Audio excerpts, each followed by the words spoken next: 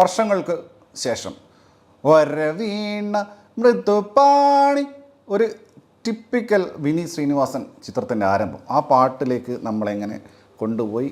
ഇപ്പം എല്ലാവരും പറയും ഇപ്പം എന്തുവാണ് വിനീത് ശ്രീനിവാസൻ എന്തുവാണ് ക്രിഞ്ചാണ്, അതാണ് പറയും. പക്ഷേ തിയേറ്ററിൽ പടം വർക്കാക്കാനും പുള്ളിയെ കൊണ്ടേ പറ്റത്തുള്ളൂ. പുള്ളി ഓടാൻ നാളൊരു സിനിമയുണ്ടെങ്കിൽ നമുക്ക് ഒരു ടെൻഷനും വേണ്ട.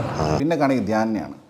ധ്യാൻ വന്നപ്പോൾ ഗംഭീര റെസ്പോൺസാണ് തിയേറ്ററിൽ. ധ്യാനിനെ ആളുകൾക്ക് എത്രമാത്രം പേഴ്സണലി ഇഷ്ടമാണെന്ന് ആ കയ്യടികൾ പറയും.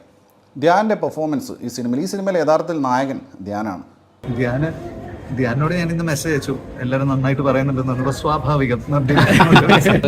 ഈ വർഷം ധ്യാന്റെ സീൻ മാറുന്നത് വളരെ മെച്യൂർഡായിട്ടുള്ള പെർഫോമൻസ്, ക്യാരക്ടർ പിടിച്ച് ഉടനീളം ധ്യാൻ ചെയ്തിട്ടുണ്ട്.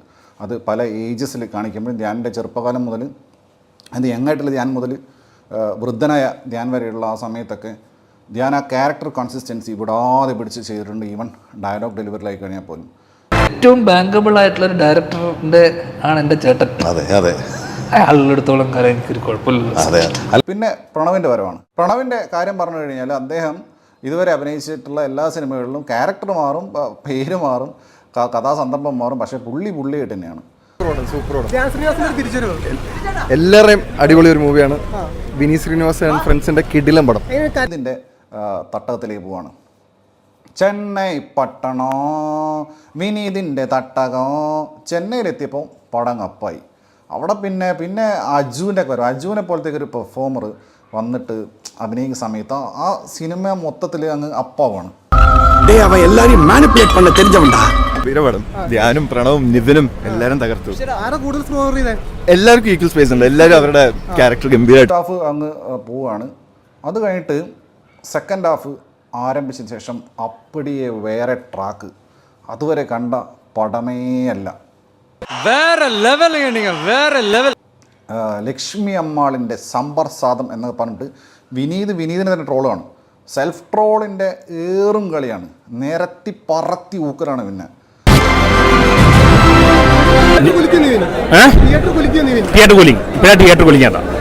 പ്രണവിനെയും ധ്യാനേക്കാളും ശരിക്കും മോഹൻലാൽ ശ്രീനിവാസൻ അതേപോലെ ഉണ്ട്.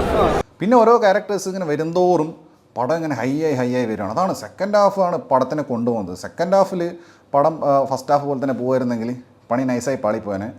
പക്ഷേ പിന്നീട് അങ്ങോട്ട് ക്ലൈമാക്സ് വരെ ഒരൊറ്റ പോക്കാണ്. വിനീത് ശ്രീനിവാസൻ ആൻഡ് ഫ്രണ്ട്സ് പടം ക്ലാസ്സിന് ക്ലാസ്, മാസിന് മാസ്, കോമഡി, ത്രില്ലർ എല്ലാം ഉള്ള ഒരു 100% നല്ല പടം. ബേസിൽ ജോസഫ് വരുന്നു. ബേസിൽ ജോസഫ് ഞാൻ പറയല്ലേ, ധ്യാനിന് കിട്ടിയതിനേക്കാൾ അധികം കയ്യിൽ കിട്ടിയെന്ന് വേണമെങ്കിൽ പറയാം. അതുപോലെ നമ്മ പയ്യൻ വന്നിട്ടിരിക്കടാ എന്ന് പറയുന്ന പോലെ ആൾക്കാർക്ക് ബേസിലിനെ കാണുമ്പോഴുള്ള ഒരു ആവേശമാണിത്.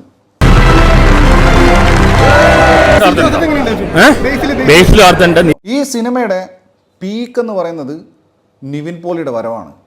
നിവിൻ പോളി വന്നതിന് ശേഷം പിന്നെ സിനിമ എന്താ തിയേറ്ററിൽ സംഭവിച്ചെന്ന് ശരിക്കും ലിറ്ററലി ചിരിച്ച് കണ്ണ് നിറഞ്ഞു. അതുപോലെ നിവിൻ കാണിക്കുന്ന ഒരാളെയും റീപ്ലേസ് ചെയ്യാൻ കഴിയില്ല നിവിൻ്റെ ആ ഒരു സ്ഥാനത്ത്.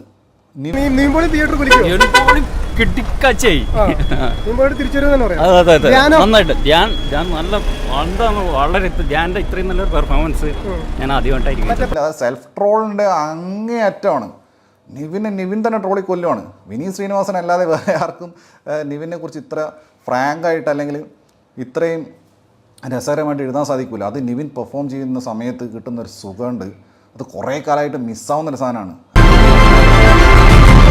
നിവിൻ പോളിയാണ് ഏറ്റവും സെക്കൻഡ് ഹാഫിൽ നമുക്ക് ഒരുപാട് ചിരിക്കാനുള്ള മൊമെന്റ്സ് നിവിൻ പോളി തരുന്നുണ്ട്. നിവിൻ എല്ലാവർക്കും ഇട്ട് ഒരു പണി കൊടുത്തിട്ടുണ്ട്. നിവിൻ പോളി വന്ന് ആറാടിയിട്ട് പോയിട്ടുണ്ട്. അദ്ദേഹം തകർത്ത് വാരി പോയിട്ടുണ്ട്. സെക്കൻഡ് ഹാഫ് കാണാൻ വേണ്ടി മാത്രം ഈ സിനിമ കാണാവുന്നതാണ്. അത്രയും ഗംഭീര എൻ്റർടൈൻമെൻ്റ് ആണ് സെക്കൻഡ് ഹാഫിൽ. ஞாபகம் மோதுதே மனம் ஏங்குதே